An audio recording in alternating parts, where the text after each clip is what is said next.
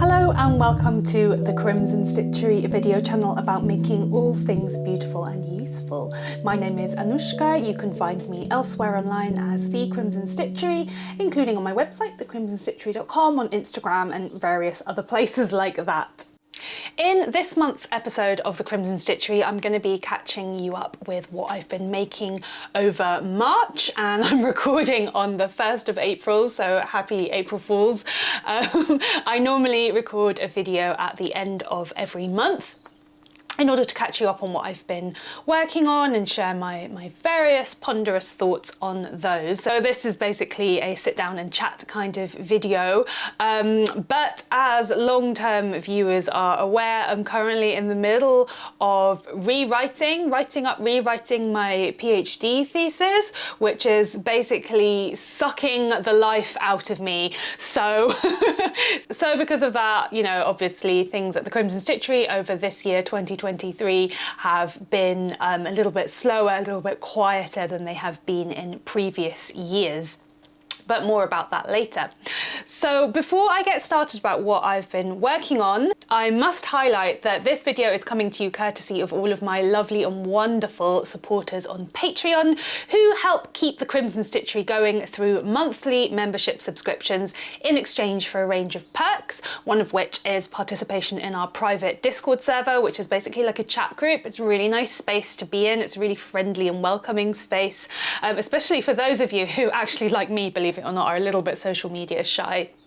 And another one of our perks for Patreon members is a quarterly virtual online stitch night, and the next one is coming up next month in May, and that's always a really lovely time to just gather around informally and get to know each other a little bit more. And you know, we're at the point where the Patreon's been going for a couple of years now, and it's so wonderful to be welcoming back regulars as well as meeting new people. It's an extremely hospitable bunch. So if you enjoy the Crimson Stitchery, if you've been enjoying my videos recently, please do consider hopping over to patreon.com/the Crimson Stitchery. Check out the different tiers and choose the right one for you, because your contributions are largely what makes running the Crimson Stitchery sustainable for me. And every little bit really helps towards contributing to the running costs. So thank you so much to all of my Patreon supporters. So one of the things that I had in my hands as I sat down to record this video was this little guy, and you may recognize him from a couple of months ago. And what this is a little embroidered, you know, ornament, a little knick-knack, a little doodad, that's completely hand embroidered with a mixture of kind of satin stitches and kind of golden couching stitches. And the wonderful moustache and eyebrows are actually couched. They are a chenille thread that's been couched. And I started this little Chinese lion face embroidery at the beginning of 2023 when I participated in an embroidery workshop with my sister. We both sat and stitched for a couple of hours at this little studio crafts workshop in North London, and it was a really lovely kind of thing to do with my sister. You know, just instead of like, you know, going for dinner or something like that. It was really nice to take part in this workshop. But obviously this is quite detailed in the workshop. I think it only lasted about 2 hours or maybe 2.5. So we couldn't do the whole thing.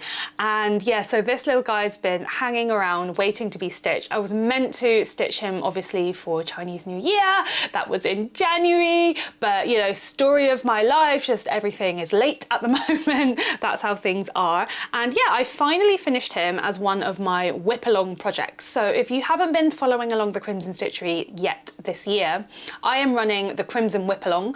We're about halfway through at the moment. I'll be running it through to June, where basically the idea is to do a big audit, do a big sort and gather through all of your existing projects that you have started, so your works in progress or your unfinished objects, so WIPs or UFOs in weird online knitting speak, and basically commit to finishing or frogging or, you know, discarding at least 50% of those until you start something new, before you start something new. And the WIPalong is definitely keeping me honest. I made a video about it in January where I think I identified 10 projects, but then I subsequently identified a few more. So I went with 13 projects in the end. To participate in the WIPalong, you can just, do it in your own pace, but you can also join in with the community surrounding the Crimson Stitchery either on Instagram with using the hashtag Crimson WIPalong. You just make a public post or, private if you prefer, but you use the hashtag Crimson WIPalong so that, people can find each other that way. Or you can also take part on our Discord server, which is pretty lively and pretty stimulating and supportive. And the Discord server, again, is accessible through Patreon. So yeah, this is one of my projects. So I decided to stick to mainly my knitting and crochet projects for the WIPs because there are a couple of sewing projects which frankly need to be thrown in the bin at this point because they're that old, as well as various mending projects, but I just can't do everything, and I focused on knitting and crochet with the exception of this little embroidery because it was basically given to us, like a kit to complete. And yeah, he's really, really cute. I am definitely not an embroidery kind of gal. It's just a little bit too monotonous for me and it requires really, really good light. And I think I prefer the way that knitting and crochet are actually a little bit more tactile. You use your hands and your fingers a lot, not just your eyes when you're sort of sensing what to do. And I really like that sort of embodied sense of a craft. I like something that can kind of use more body parts, whereas embroidery is so kind of delicate, just with like taking the tiny little stitches all of the time. But saying that, I'm really glad that I have finished this. And it's just been hanging out, like just hanging up on the side in the living room. And yeah, I guess, maybe next Chinese New Year he will take pride of place with some other decorations, but really glad that I did this. So what we did basically for this is we had a kit, so there was like the outline that we had to stitch on, and it was 2 pieces that I stitched together and then cut them out, put them together, stuffed it with stuffing and did a whip stitch around the edge, and then sewed on these tassels and stuff. And the company is called eCrafts London, and I'm not sure if they sell kits for these kinds of things online. They probably do.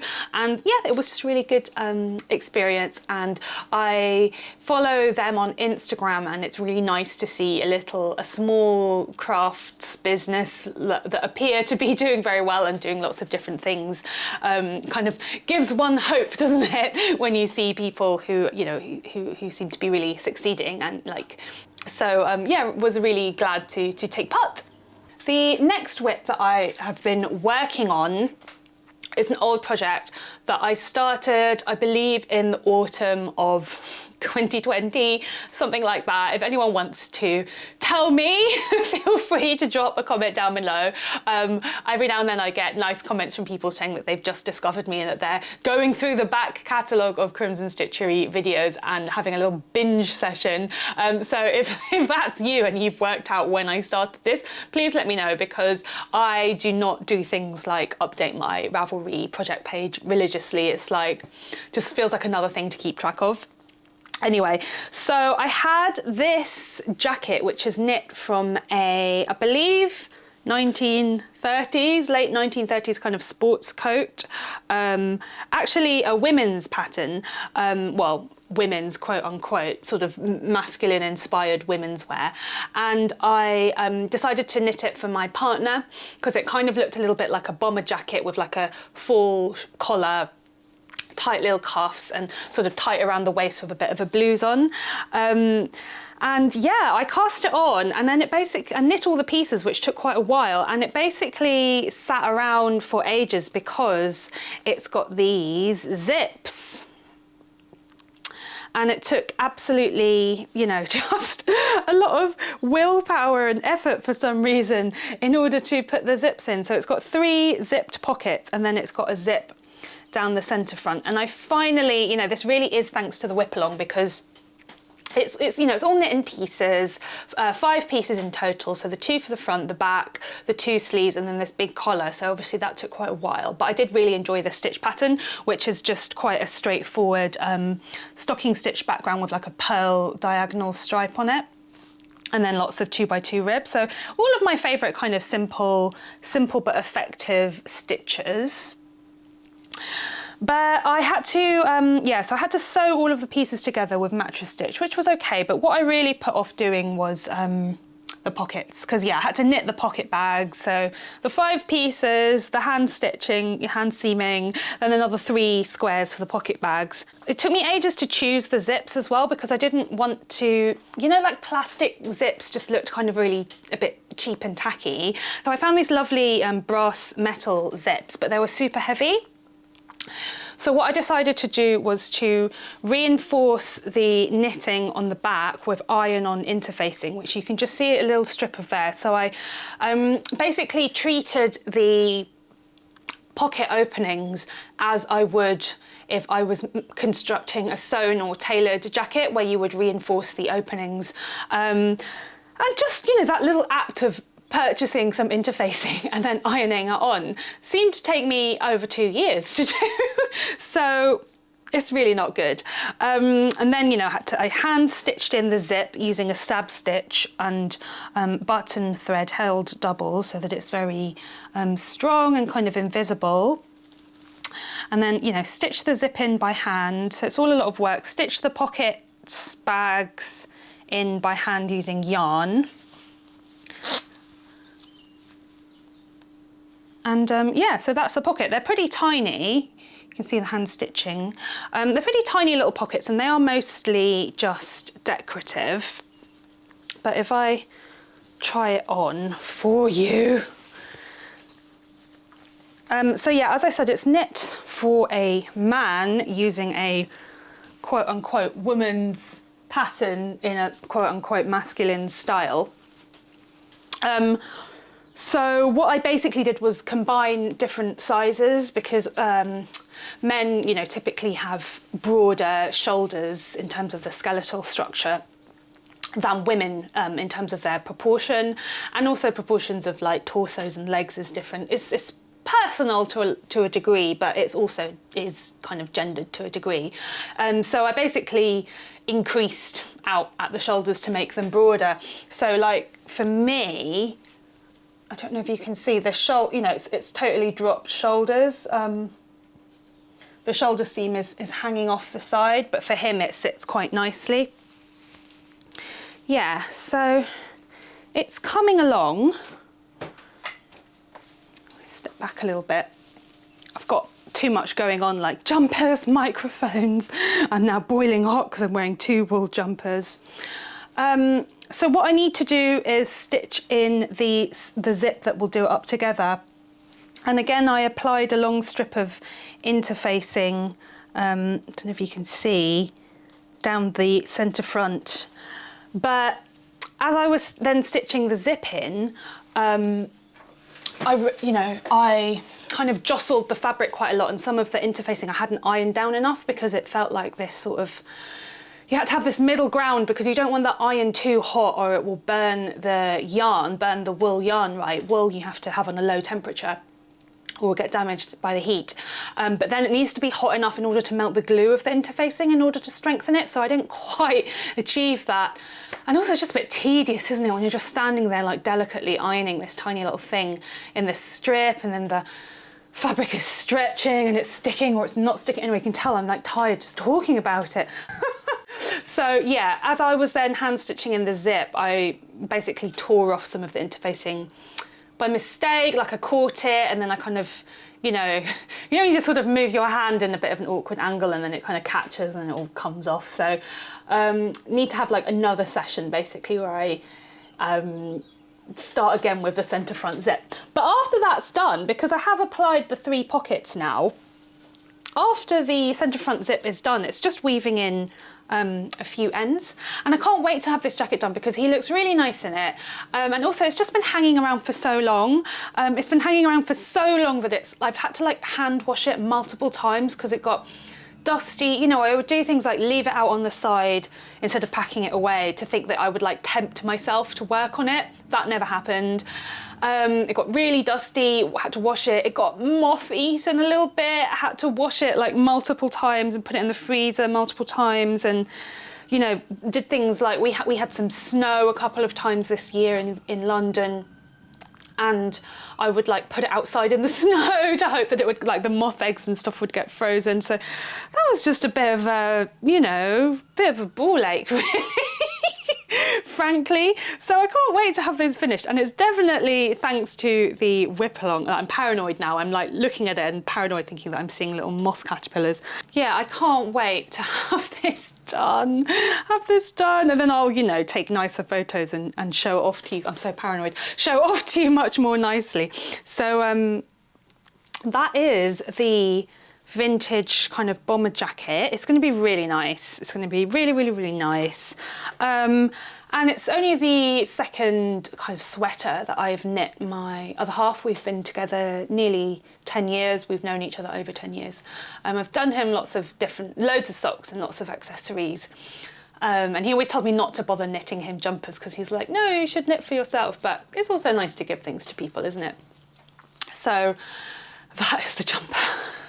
I'm tired, honestly, I'm tired just thinking about it. So yeah, the WIPalong is going well in that sense. I'm definitely going to be successful in terms of getting 50% of my WIPs done, but really I would like more like 75% out of 13 and just have a couple of old projects hanging on, which, you know, I think is going to be possible. And yeah, I've been keeping participants updated over on Discord about that, and it's good to have a reason not to cast other things on, because honestly I would have cast on loads of other stuff by now, you know, like just things that I want to make that are easy, like simple socks, like stripy socks using leftovers because it's nice to have new socks. I'd like to make myself a new hat. I'd like to just buy like one 100-gram skein of yarn and knit like ones in like a colour that's really compelling and knit a hat in that. I'd like to knit like a simple jumper in a sort of toothy DK weight yarn, so it's like a little bit thick but simple, again in a compelling colour. You know, I just keep thinking about all these things that I want to make and I can't because of the WIPalong. So on that note, one of the projects that I had committed to quite a while ago, but hadn't actually started in January. So it's this jumper. So let me tell you about this. So it was kind of like a pre-WIP, something that I have to do. So it doesn't really count as like a new cast on. But anyway, let me show you. So here we have a top, a sort of yoke portion of a drop sleeve kind of cropped jumper. And it's made in the most amazing yarn. And I can tell already that it's, you know, it's a little bit dark in here, but also the yarn it doesn't like to be, it doesn't like to be photographed, or it doesn't photograph easily because it is basically so incredibly bright. Look, now I'm holding it. Up here you can see a little bit more. And it's amazing. Okay, so the yarn is by Bien Aimee, and I had the great fortune to meet some of the wonderful ladies behind Bien Aimee at an event in London last year. I think it was early last summer, and just got chatting, and they were developing this new boucle yarn-based merino boucle as a sort of alternative to kind of like a mohair silk idea. So the idea was that it was really fluffy, but 100% merino wool. So it was really soft and you avoided any of the kind of scratchiness that can be associated with mohair. You know, not everybody gets along with it as a fibre. And yeah, just so that it would bring a different texture. So yeah, in case you're not aware, boucle yarn, it's this this bottom one here. It's kind of got loops that go up and down around a central core so that it's got that kind of fluffiness to it. So I guess it's kind of comparable to like a mohair blended yarn in that mohair's also got like the fibres that stick out and are fluffy, but it's quite different from mohair silk because obviously mohair silk blend with the silk fibre is very lustrous and light reflective, but mohair itself is also quite light reflective because of the long staple lengths. But this actually produces quite a matte effect, so it's really, really fuzzy and a little bit matte, so as an M-A-T-T-E. The opposite of shiny. So yeah, it's a really nice yarn, and they suggested that I combine it with some of their kind of smoother yarns, smoother and non-fluffy. So I've gone for like there's this pair of lace weight bases, one's called Helix and one's called Felix, or Elix et Felix, if you like, and hold them together. And what that's done is produce a really, really fluffy and fuzzy yarn that's like, it's genuinely very spongy. in quite a unique way. It's very, very spongy and it's incredibly light, and it's just this really compelling and interesting texture. You could combine a smooth yarn with a mohair silk instead, and it would just produce something else. But it's really spongy, like a sponge cake or like some mattress foam. It's kind of foamy, and yeah, there's something about that I really like. So I found a stitch pattern that reflects that's kind of this checkerboardy star stitch, and it's, you know, the colours, Bien Aimee are known for their amazing colours, and I've got this orange which is called RGO, which stands for really good orange. And for the orange, the smooth lace weight yarn that it's held with is exactly the same shade, but then I've got this pink. And the smooth, so the pink boucle, I think it's sari, you know, like a beautiful, like, again, if you're a long-term viewer, like the beautiful magenta lenga choli that I wore to a friend's wedding, maiden wore. And then the smooth equivalent for that is slightly darker, and that's actually quite good because it tones it down. Because the orange and the pink are pretty much the same colour value, in terms of the way that they, you know, the intensity of colour and the amount of kind of light and dark within them. Just everything's just dropped on the floor, honestly, this is a disaster.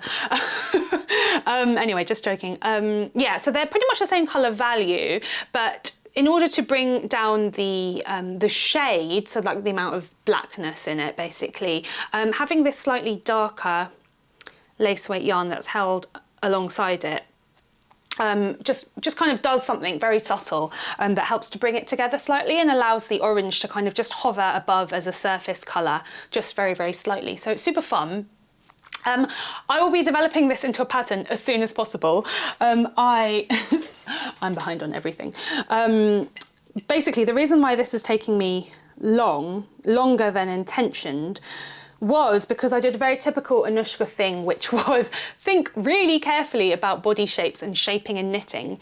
And I basically wanted to, even though this is like a boxy drop sleeve sweater, and there are a lot of knitting and crochet patterns out there that just create that shape using rectangles, and they allow the stretch and drape of the knitted fabric to follow the contours of the body. But I wasn't satisfied doing that. And I really just wanted to add in some shoulder shaping and neck shaping, especially neck shaping, because the base of your neck is lower at the front than the back by quite a lot, you know, like it's a diagonal line. So I wanted to have like neck shaping, and just doing the maths for 9 sizes to do short row shoulder shaping and simultaneously have like increases down and joining up for the neck. And then like doing that in a way that like adds up nicely and you write it nicely. It's just taken me a while to figure out. Basically, I knit this 3 times for myself. I didn't want to compromise, basically. I wanted to, you know, offer knitters who make my patterns jumpers that are going to fit them nicely and that aren't going to like ride up at the front and like do a little choking thing or gape loads at the side of the neck like the jumper that I'm wearing currently is doing. It might gape a little bit, but I just wasn't satisfied with the solutions that were being presented to me. And also I kept doing things like, you know, I would look at patterns that I had purchased by designers that were quite established who use this kind of top-down method, and the shaping was really bad.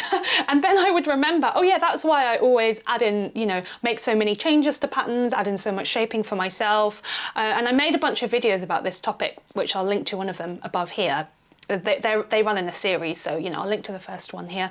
And I was like, oh yeah, that's why I do it, because I always do it for myself. But then again, when you're writing a pattern, you multi-size it and grade it and so on. And, you know, just other things like, oh God, I can't get into it, or I'll be here all night. But this is what's making me like really slow at developing and writing patterns. And I know that I will get to a point where I kind of have all of my bases covered in terms of like every technique of sweater and every shape, and then I can kind of play around and add in different stitch patterns and different yarn weights and then kind of build up after that. But I'm still kind of stuck at the thinking and planning stage, which is totally my own fault. So I can't do everything. But I need to be releasing this pattern this spring. So I will be putting out a call for test knitters imminently. So please do make sure that you are signed up on my test knit mailing list. You may have already signed up in the past, but you know, if you're not sure, it doesn't hurt to sign up again. And also sometimes I advertise for test knitters in other places like Instagram or in Ravelry, but I won't have automatically added you to the mailing list. You need to sign up for yourself. So if you fancy a quick knit, it really is a quick knit. It's on 5.5mm needles, which is US 9. And you can hold yarns double. The yarn works out to around an Aran weight, or 15 stitches per 4 inches or 10 centimeters. It's pretty thick. Or you can just use an Aran weight yarn, or yeah, you can hold like multiple strands. You can have like a DK weight, smooth wool, and then a mohair silk, for instance, to bulk it up. Those are my suggestions. But yes, please, please get involved. I would actually, you know, when I pitched this design to La Bien Aimee, believe it or not, I actually pitched pastel colours, but they had sent me some yarns to try out in jewel tones, because I said I liked jewel tones, and they were like, oh no, we love the bright colours. I was like, oh okay. I was actually trying to be subtle for once in my life, and I have ended up with like the loudest yarn combination I have ever seen in my life, almost, probably. But I also think it would be really nice like in a simple black, or in like a black tweed, or a grey for a neutral, or a biscuity beige if that floats your boat. I won't judge you. Whatever works for you. You know, if you want to be beige, you be beige. Anyway, whatevs. Just in case anyone thought that wearing a teal jumper wasn't loud, I'm also wearing leopard print trousers. So that is this jumper. I need to finish it. Can you tell that I'm crazy? Just going to wrap up with the last project that I have been working on, and this takes us into the conversational threads section, where I start to get even more off topic from knitting, is my project for Trace's Stories of Migration, which is a community art project that I was selected to take part in as a textile artist from East London, with a migration history. History of migration up to, I think the cut-off point was up to 3 generations. And I finally finished my contribution. I knitted 2 socks. I knitted in my initials in English into 1 sock, and then on the other sock I used duplicate stitch to stitch in my name in simplified Chinese characters. And I knit a portrait of a pair of red Chinese clogs. And this was a representation of clogs rather than an actual knitted pair sort of sculpture, which I did consider doing but ran out of time. And in this project, as I've mentioned, I talked about this over the last couple of videos because I've been working on it for quite a while. And in this project, the colour and materials are symbolic of my heritage and also the places that I have lived in. And in some ways I was being quite subtle, in other ways I was being quite obvious. And one of the things that I thought about was, you know, how these would be displayed. And I'm just going to talk about this very briefly because otherwise I'll be here all night. And also, if you can't tell, I feel crazy. If you didn't hear from all the other times that I said I feel crazy. But what I thought about a lot when I was making this project is how we treat textiles. And this was, as I said, a community art project which involved textile artists, textile workers, as well as just people from the community that were interested in textiles. But it was all about textiles because textiles in East London are quite linked. And yeah, it made me really think about how we view textiles and how one piece might be positioned as art as opposed to a functional piece of everyday craft, if you like. And I thought really long and hard about this, and what I came up with at one point was the idea about perspectives and how we look at pieces. So when we look at pieces that are being worn on our own bodies, that puts them in one kind of context, but when a piece is hung on a wall and we look at it with some distance, we're more likely to treat it as a piece of art, basically. And so That's why when I knitted these clogs, I sort of knitted a representation of clogs into a cloth. But then I'm not quite sure how they're going to display it in the exhibition. I suggested that they put it on the floor and that it almost looks like a doormat. And then that also kind of plays around with how we think about the value of textile crafts, because, you know, for instance, with like Middle Eastern and like Ottoman Turkish weaving and carpet, a lot of the time those are hung on the walls as a piece of art, and they're not necessarily meant to be trod on, but they're meant to be sort of admired, but then at the same time they are functional pieces. So there are certain forms of textile that are sort of allowed to have these dual purposes, but I think that with knitting as a form and a technique, I don't think that this happens very much. I don't think that knitting often becomes looked at as a work, although it is, you know, there are artists that use knit as a sort of process and a medium. But I feel like you're more likely to see weaving as a sort of objet d'art. But knit, I am not so sure. And knit is sort of, it's such a fascinating process because of the way that it creates a structure, but it's also expansive and it's, you know, it's soft and it takes on different forms, and then you can do so much with it. You can use knit to create form, but you can also cut knit and then knitted fabric and then stitch it, right? So on the one hand, it's kind of like basketry, where you create the form and the shape as you make it. But then on the other hand, it's just like weaving cloth, because you create a piece of cloth that you could then cut and shape, you know, in terms of a large, like a jersey fabric, or you could form a shape.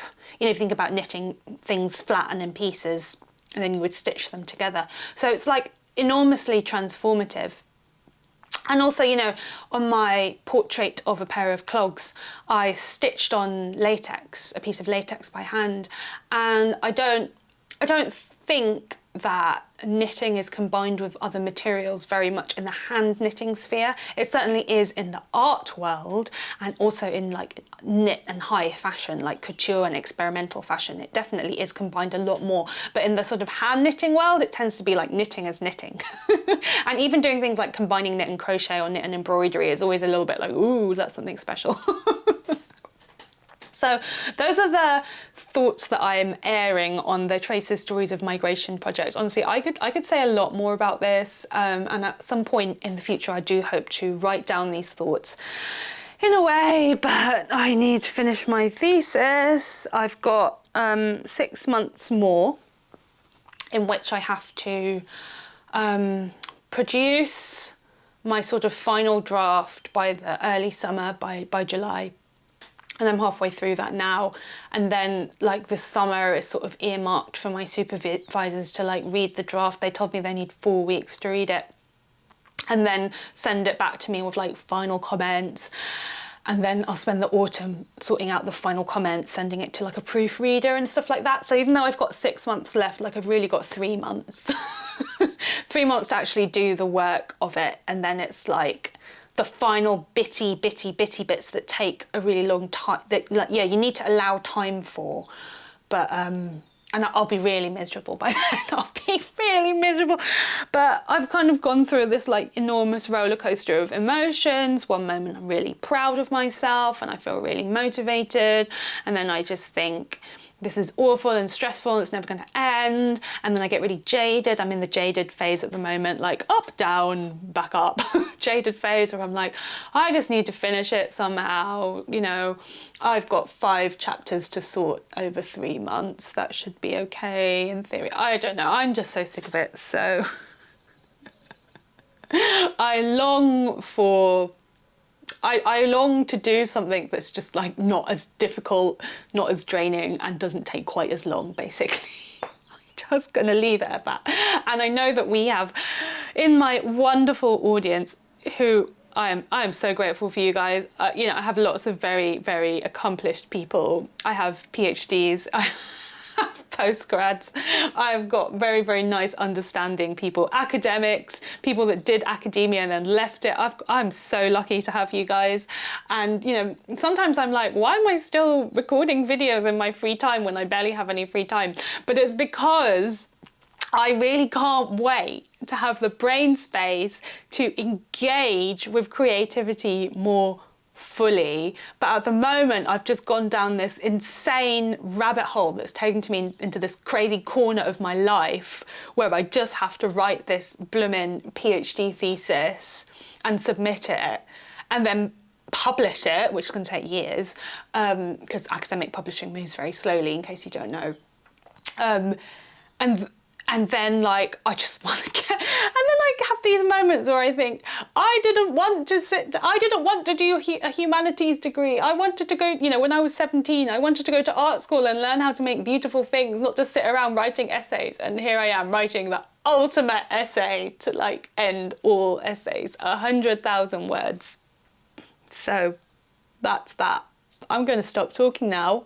I would like to thank you for watching. I would like to thank all of my amazing supporters over on Patreon.